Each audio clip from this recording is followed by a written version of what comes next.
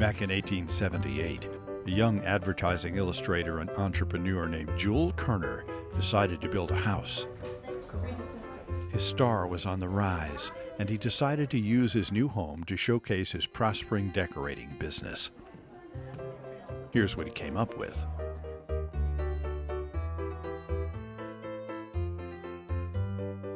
People in the newly named town of Kernersville had their doubts about whether Jewel had both feet planted firmly on the ground as they watched his creation rise on the community's main street.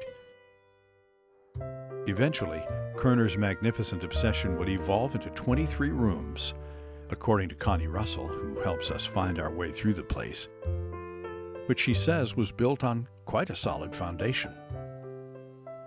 Jewel had a fear of fire, so when it was being built, you had brick studding going up in the house. Everything was brick, and so everybody thought it was quite odd. And people talked, often speaking disparagingly of Jewel's design behind his back, saying things like, 20 years from now, this house is going to be known as Jewel Kerner's Folly. The whisperings were not lost on Jewel. So when he opened up the house on Easter Monday, 1880, townsfolk were surprised by the invitations. You're invited to the grand opening gala at Kerner's Folly, and that's how it got its name. And when he had the front porch put in, then he has Kerner's Folly put in the tiles across the front porch. So it's always been the Folly. No one room in the house is quite like another. Some are elegant and spacious, while other rooms you can barely stand in. A lot of your ceilings are low, the doorways are small, the hallways are small, but people were smaller back then. Your standard height of a man at the turn of the century was between 5'7", 5'8". Details often differ within the same room. But taken together, these differences comprised a catalog of design features, some of them quite ingenious, that Jewel used to showcase his decor inventory, which he presented to the public as Reuben Rink Decorating and House Furnishing Company. There was no stopping it from that moment on. Every time a new decorative motif came into being, he would find some place in his house to put it. The house was constantly under some type of construction, always. The Folly's rooms are connected by a dizzying maze of corridors, ventilation shafts, and fireplaces, with their intricate network of flues. He was way ahead of his time, both in his engineering ability and in his architectural ability. His ventilation system going through the house. The fact that he put tunnels underneath the house to enable the cool air to rise through the same system that pulled the heat through from the fireplaces. We have 15 fireplaces in this house, and every fireplace in Kerner's Folly draws perfectly. He was an engineering genius. Even the most inventive and determined of small children would find it challenging to navigate their way through the Folly's trapdoors and passages. And also there used to be a tunnel that led across the road to the carriage house. Like Bill Donnell, a Kerner descendant, and his playmates used to do. My fond memories are wandering around the house. It was a treasure trove of places to hide, and it was an adventure just to find out where things led to, and every room sparks the imagination.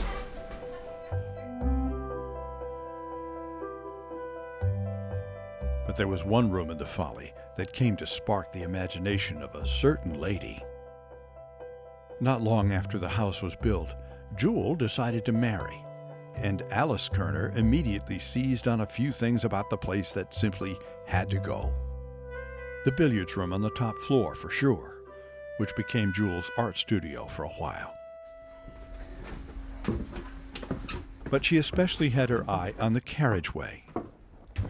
Coming down the narrow back passageway leads you into the library area, which was formerly the stables and the horse stalls. Yep, there were horses in her house. Here's how it worked. The Folly's foyer was the original carriageway. with an entrance just off the street into which horse and carriage could be driven and passengers disembarked. The carriage was then driven out the back, through the archway, where this breakfast room is today. Or the horses could be stabled right there in the house, to the right as they came in. The horses would be brought in straight from the carriageway, and you can still see the remnants of the windows where the horses would be able to stick their heads. Originally, the floor was cement, and it was all level, but it became the library when they closed in the stable and horse area. The Folly was supposedly finished in 1880, but Jewel kept changing the place as whim, business, or family needs required, until his death in 1924. Like this, what eventually became the reception room.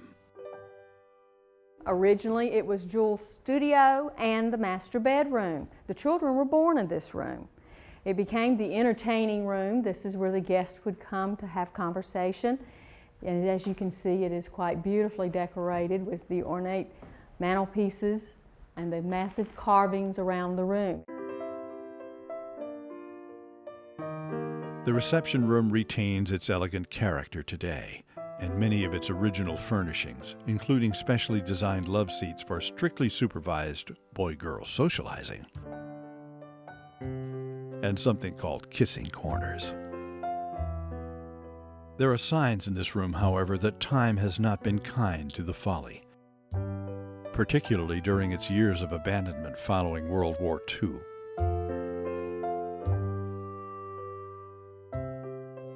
By the 1970s, the house had deteriorated to the point that the town considered knocking it down.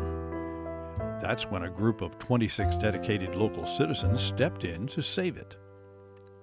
Today, the Folly is watched after by a nonprofit foundation and is open to visitors, including occasions when it deservedly becomes the center of attention in Kernersville.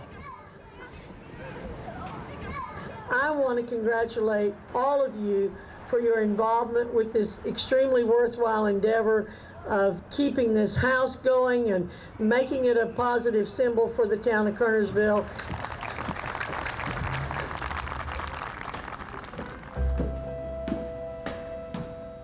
But now, let's go upstairs.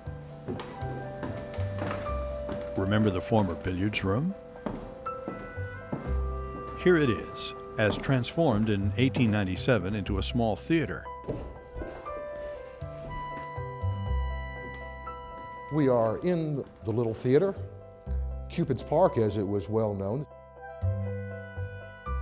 When I was a boy, this was in the mid-1950s, Grandmother Donnell, as I called her, Doré, would bring us up to the Folly, and we would, of course, play here for literally for hours at a time.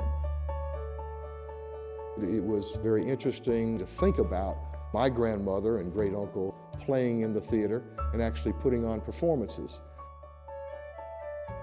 Doré, John's grandmother, was Jewel and Alice Kerner's daughter. His great-uncle Gilmer was their son. Alice organized a juvenile lyceum held in Cupid's Park, and later the magnificent space atop the Folly became the site of the first little theater group in the United States. Today, the Folly's theater comes alive with puppet shows and other events. My name is Jewel Kerner. Now what do you think? I'm daring, I'm creative, I'm Reuben, I'm Jewel. But if each room is an adventure, you can live your dreams. Live their dreams, the Kerners did, right here in what has been called the strangest house in the world. I think Grandmother and Granddaddy Kerner would be amazed at the fact that the house has actually stood this number of years and that people are interested in it. And looking at the future of the Folly, they would be amazed to see that actually that a foundation was looking after the home.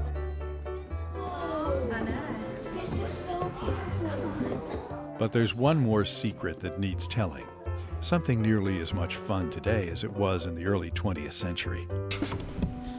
A trapdoor in the theater. If you knew where it was, as John does, you could open it up and crawl out onto the roof.